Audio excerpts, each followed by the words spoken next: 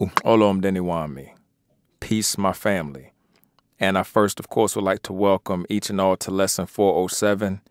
I know it's been a while since I have posted a lesson or a question on the frequency, but I honestly cannot overstate my appreciation for all who have continued your participation on the lessons and questions, and also for those who have inquired about up-and-coming lessons and questions. It means a lot to me personally, not only that you're interested in the small efforts that I try to make in this mission to help get our people that next step ahead, but also, and more importantly to me, and your recognition that there is and should be something better for us as a people. And therefore, you have taken the initiative yourself to try to become active in making that a realization for us. So I want to say thank you, and please continue your works diligently. So with that, being that this is an odd number in the 400 series, I'm primarily going to be dealing with the ancient Kikuma language. And I have a decent amount of information that I'm going to be reading.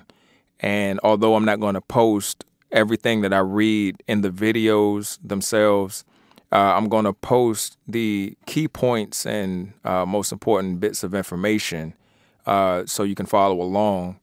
But I want to add as much as I can to the lesson so we can try to dig deeper into the analysis of these two, who I feel are prominent spiritual principles to our people. And so the first one I want to get into is who is commonly known as Khensu. And you'll see the various pronunciations and spellings. Sometimes you'll see Konsu or Kens or whatnot. And if we are familiar with this spiritual principle, he is often represented with the crescent moon and the representation of bull's horns. So I want to read a passage from Wallace Budge from his book, The Gods of the Egyptians. So as I always say, cautiously, turn to page 33 if you have this available. And it says that the third member of the great triad of Thebes was Khensu, who was declared to be the son of Amun-Ra and Mut, and who was worshipped with great honor at Thebes. According to Dr. Bruce, the name Khensu is derived from the root Khens, meaning to travel. Khensu was a form of quote-unquote Thoth and was identified by the Thebans with the moon god. As far back as the time of Unas, the motion of Thoth as the moon god in the sky was indicated by the word Khens. For we read, Unas goeth round about heaven like Ra, and travelleth through heaven like Thoth. And he is described as the messenger. So before I go further, you'll see that that I use the word Thoth and, those pronunciations. That's only because I want to quote verbatim the information that I present. But I will say that these are the incorrect pronunciations, and we'll be getting to those and some of the proper pronunciations further in upcoming lessons and whatnot. So we'll just keep it with that until that point in time. But to let you know, I really am reluctant of using those words. So anyway, continuing on, if we know much about who he calls Thoth, more commonly known as Tahuti or Chuti, we know that the representation of this spiritual principle is the bird that we call the ibis. And the ibis has the long curved bill. And when you see the spiritual principle, or as you say, the nectar and the inscriptions, you'll see him holding his scribe's pen and tablet because he is associated, and actually he is the principle par excellence for wisdom, creation ideas, the sacred sciences, and things of the sort. But before the ibis became his prominent symbol, his symbol was the baboon with the crescent moon on his head. And if we see who we see as Khensu, and then we also look at these earlier depictions of who you call Tahuti or Juti, we will see that the crescent moon on both are identical. So this is why their relation is so important and why they have been depicted with similar representations in their symbolism. So it is my opinion that the baboon was used because of the nature and the problem solving and the wisdom and the advanced thinking of baboons. But we're going to focus more so on the crescent moon aspect in this lesson. With that said, the crescent moon itself, if we are familiar with many of the teachings, not only throughout Earth Mother in general, but specifically in Kongo, the traditions and practices relate the crescent moon oftentimes with cattle. And this is obvious because the physical description of the crescent moon resembles the physical description of the horns of cattle. So it was a natural relation between the two and a natural depiction between the two. So with that, I want to start with some information by Baba John Mbiti in his book, African Religions and Philosophy. If we turn to pages 78 and 79, he starts by saying that the Dinka regard every bull or ox is destined ultimately for sacrifice. They give personal names to the cattle.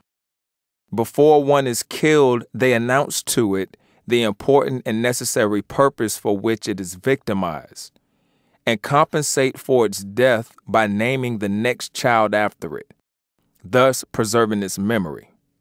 Since cattle are as valuable as human beings, sacrificing them is as serious and purposeful as sacrificing a person. The Nuer have many occasions when they sacrifice, and cattle are the usual animals for this purpose. So I want to mainly point out how important cattle are to our people of Sudan, which would be, in this case, the Nuer and Dinka. And I think the proper pronunciation actually would be Junga. But he says that sacrificing a cattle is equated to sacrificing a human or Muntu. And this is important because it shows that the relation between Bantu and cattle extends back, and it must have some type of extreme importance if our people view cattle on the level of the highest creation, which is Bantu. So with that, if we turn back to page 65, he says that the Zulu narrate that both men and cattle sprang from the same spot. If lightning strikes a cattle, people say that God has slaughtered for himself, and this is taken to be a blessing upon the village where it occurs. The Akamba hold that cattle, sheep, and goats accompanied the first human beings whom God lowered from the sky. The Maasai firmly believe that since God gave them cattle from the very beginning, nobody else has the right to own cattle. In one myth, the Nuer narrate that once God offered men a choice between cattle and rifles. The Europeans and Arabs chose rifles, but the Nuer and the Dinka chose cattle. So what is important here is that we can see the universality of the importance of cattle, because when we look at what he speaks about Amazulu, Amazulu is to the extreme south of Kongo, and we look at the Junga and Nuer, and they are more so toward the extreme north, in the areas of northern Sudan and whatnot. Also, when he mentions Maasai, we know that Kenya is in the east, which is in the center of the east of Kongo. So you can see from tip to tip the common importance and theme of cattle to our people and our family.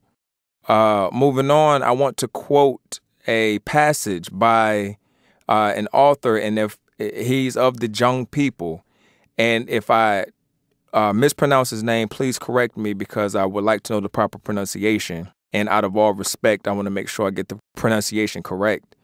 But I believe the pronunciation is Pyukku Tuangjang. And in this passage, he says that every Dinka male, because he is of, as I said, the Jung people, he says every Dinka male is given an ox by his father, uncle, or whoever is responsible for him. His bull name derives from the color of the cattle. The Dinka have a large vocabulary for cattle, their colors, and take great pride in making different conformations to which their horns can be trained to grow.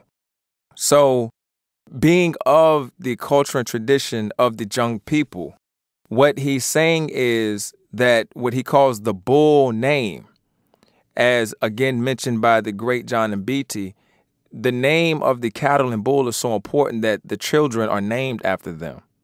So whether we're talking about the economy or whether we're talking about spirituality or whatnot, cattle are very important to our people, specifically in the east of Kongo.